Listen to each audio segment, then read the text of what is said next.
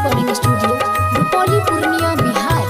पागल बनाई दिल के जान ससुर जाके। म्यूजिक बाय विकास बेतिया। पागल बनाई दिल के जान ससुर जाके। पागल बनाए दिल गे जान ससुरा जाके।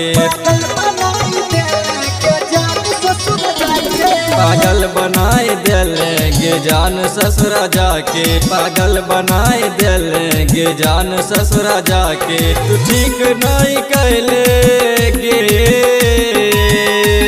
तू ठीक नहीं कैले अपना यारवा के सता के। पागल बनाए दिल गे जान ससुरा जाके। पागल बनाए दिल गे जान ससुरा जाके। पागल बनाई दिल के जान ससुर जाके।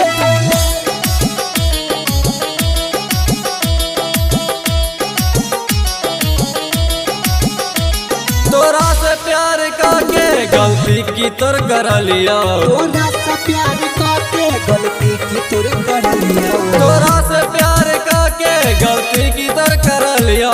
कौन बात लेके जानू नजर में गिर गेलिया। नजर में गिर गेलिया।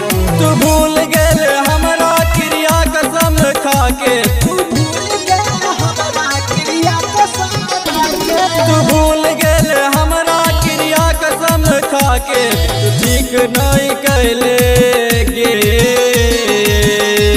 तू ठीक नहीं कैले अपना यारवा के सता के। पागल बनाए दिल गे जान ससुरा जाके। पागल बनाए दिल गे जान ससुरा जाके।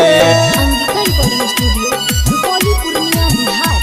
पागल बनाई दिल के जान ससुर जाके।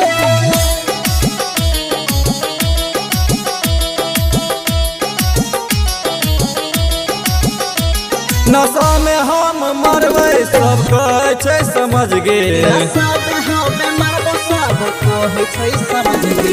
नशा में हम मरबै सब कहै छै समझ गे। बाबू सोनका के हो गेली धोखेबाज गे। धोखेबाज गे। पियवा के साथ सुतले गे हमरा बुला के। पियवा के साथ सुतले गे हमरा भुला के। पियवा के साथ सुतले गे हमरा बुला के। तू ठीक नहीं कैले गे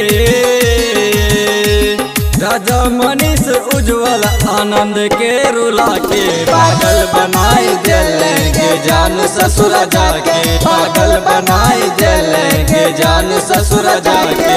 जान ससुर जाके। Angika recording studio Rupauli Purnia Bihar.